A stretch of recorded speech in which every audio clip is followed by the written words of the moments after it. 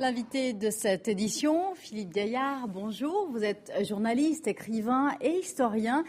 Vous publiez aux éditions de l'Harmattan L'Alliance, la guerre d'Algérie du général Bellounis. En quelques mots, Philippe Gaillard, l'affaire Bellounis. Alors, l'affaire Bellounis, ça s'inscrit un petit peu dans l'histoire des guerres de décolonisation. Déjà en Indochine, il y avait eu des mouvements de ce genre, c'est-à-dire des mouvements nationalistes que le gouvernement français ou les autorités militaires essayaient de récupérer pour s'en faire des alliés. Alors, on va un peu resituer les choses. La France est donc, on l'a dit, en pleine guerre. Elle est en lutte contre le FLN, le Front de Libération Nationale. Mais le FLN n'est pas seul sur l'échiquier algérien. Il y a aussi un autre mouvement, le MNA, le mouvement national algérien, qui est un mouvement concurrent en fait. Et la France décide de jouer la division pour remporter la guerre contre le FLN. Je ne sais pas si on peut dire que la France jouait la division, mais en l'occurrence, en ce qui concerne Bellounis, on va y venir, je crois que là on peut le dire parce qu'elle a essayé de créer ce qu'on appelait une troisième force, un mouvement nationaliste avec lequel on aurait pu discuter, au fond un petit peu à l'image de ce qui s'était passé en Tunisie et au Maroc. Enfin, l'idée était quand même de court-circuiter le FLN et de manière à l'éradiquer. Parce qu'il y avait un gros problème, c'est que la France, tout d'un coup, découvrait qu'elle avait une véritable force en face d'elle et qu'elle avait du mal à la combattre. Oui. Et qui est ce Bellounis? Est-ce que vous voulez un peu nous parler de cet homme? Alors, Bellounis, c'est un personnage, c'est un fils de paysan. Son père était kabyle et sa mère arabe. Il est né en Kabylie. Son père était déjà une personnalité qui faisait un peu de politique. Il a été conseiller municipal. Et lui, donc, accepte de pactiser avec la France? Alors, ça s'est pas fait comme ça du jour au lendemain, mais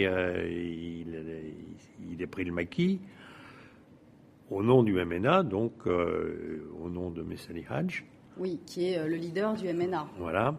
Et il a été au début le patron militaire du MNA en Algérie. Et puis, finalement, s'est fait étrier, voilà, ça a failli échouer complètement. Et un peu in extremis, il s'est rattrapé en acceptant cette collaboration qu'on n'appelait pas collaboration parce qu'à l'époque le mot était... Oui, j'imagine. Mais alors quel était le but de l'opération? En quoi consistait cette alliance avec le MNA, concrètement, militairement parlant? Militairement parlant, c'était important parce que c'était un groupe, le groupe de Bellounis qui s'appelait la NPA,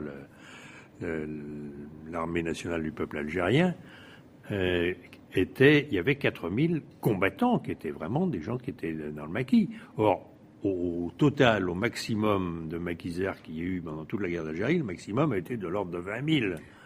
Donc 4000, c'était beaucoup. Bien sûr, et c'était pour provoquer une guerre fratricide, en fait. Alors c'était pour provoquer une guerre fratricide.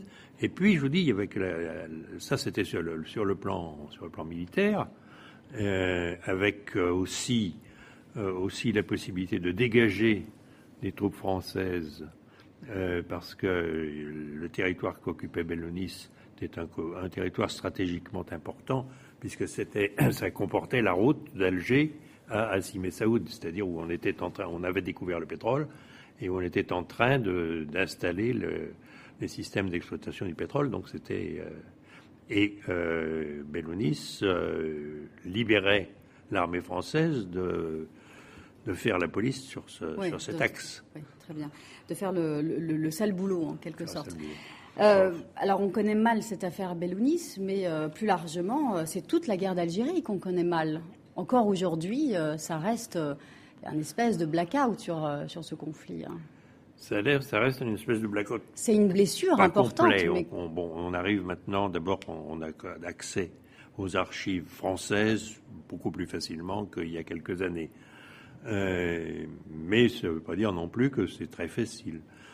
Et alors les archives algériennes, là, c'est vraiment fermé. Et pas seulement quand on arrive là-bas parce qu'on est français, Mais les chercheurs algériens ont presque autant de difficultés que nous.